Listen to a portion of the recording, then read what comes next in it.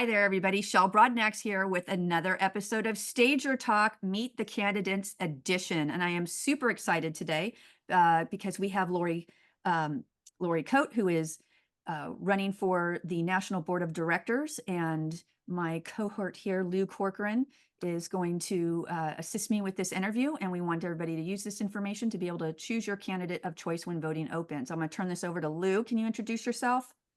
Good morning, everyone. My name is Lou Corcoran. I'm currently serving as a director on RESA's National Board of Directors. Today's interview will go live either on RESA's YouTube channel or on Facebook, or both, and is expected to last approximately 30 minutes. So there are 6 questions that we're going to be asking Laurie today, so let's get started. Laurie, first question.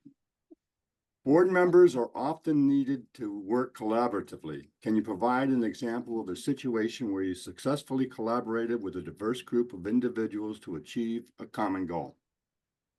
Absolutely. I have served on several nonprofit boards in the past, as well as committees for those organizations.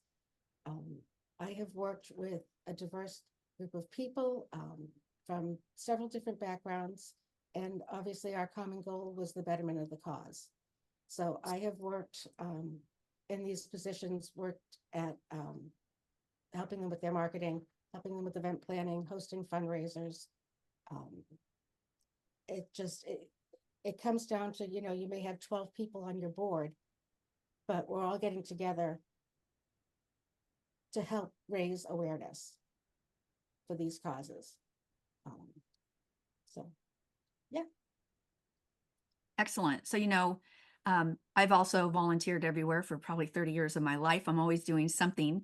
And part of that is always about networking. And so networking and building partnerships are really vital to RESA's success. How would you approach building relationships with key stakeholders, sponsors, industry influencers in order to further RESA's mission? So as with any new relationship, I would look for a common ground and build a mutual respect first. I firmly believe in advancing education, and I think that that's the key to RESA's success. By expanding the support base we have through the sponsors, through partnerships, stakeholder collaborations, or influencer engagement, we can significantly enhance the ability to promote the professionalism and excellence in the home staging industry. Several different strategies could be like a targeted outreach, reaching out to these people and telling them the personalized message of highlighting the benefits of partnering with RESA. Like what's in it for them, the value proposition, increasing their brand visibility, access to our dedicated community, and opportunities maybe for a collaboration, whether it's national or regional. I do believe in relationship building. I've built my entire business on that, fostering the strong relationships, listening to, what the other person needs, and then demonstrating RESA's commitment to success. I would really enjoy doing some collaborations, explaining like with the partners or the sponsors, things that we can do together, develop a joint initiative, or build a workshop or a webinar, something that will help expose them to our community and something that will help our community learn something new. Excellent. Right. Developing relationships certainly is key to, long-term lasting relationships with individuals. You often hear that people who do business with they know, like, and trust. And I think there's a key aspect of that that's missing, which is to have a strong relationship with. And you mentioned earlier that you served on some nonprofit boards with up to 12 people. So I'm sure you're well aware that the dynamics of a board can change over time. So how do you adapt to new leadership styles and board compositions? And can you share an experience where you successfully integrated into a new team environment and contributed positively to the group's objective? Yes. Well, several times in my life, I have joined a new board, as myself being the new board member, and they're all existing. So as I said before, I think the first and most important thing is to listen to what they're about, to get to know them, let them get to know me, and then start forming collaborations or, assimilating myself into that group. It's important to listen. I always try to find where I will benefit the board most, with what my skill set brings, where am I needed? How can I better enhance this board that I'm on? So for each board that I have been appointed to or committees that I've been involved with, I have either chaired events, held events. I've put on 300-person fundraisers. I've helped raise millions of dollars for different causes. I started out believing with breast cancer. I had several family members who had developed breast cancer, and I became connected to an organization called Art Because, and what they do is they try to find the environmental reasons why breast cancer comes about. It's not always genetic. So for them, I helped them work on, I was on the board, and I also funded the committee that we put on the events that way. We would gather, auction items and just help put it on decorations and venues. And I became very aware of that. And so my efforts, I'm comfortable saying that I've helped acquire new supporters and to build awareness for the causes. Excellent.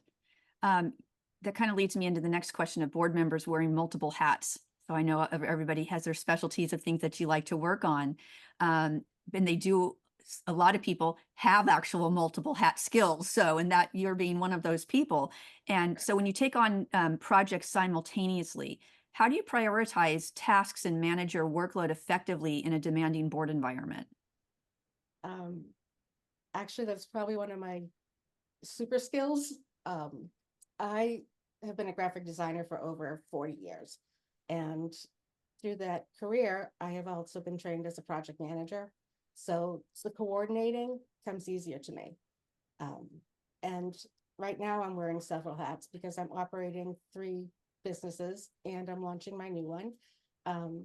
But I have built amazing teams in each of my businesses, and that allows me to keep going forward. My team supports me in what I do. I find the people that work the best with our end result, our end goal, whether it's to keep the business going, whether it's to enhance a property. My teams work with me and take leadership from me. I can do it.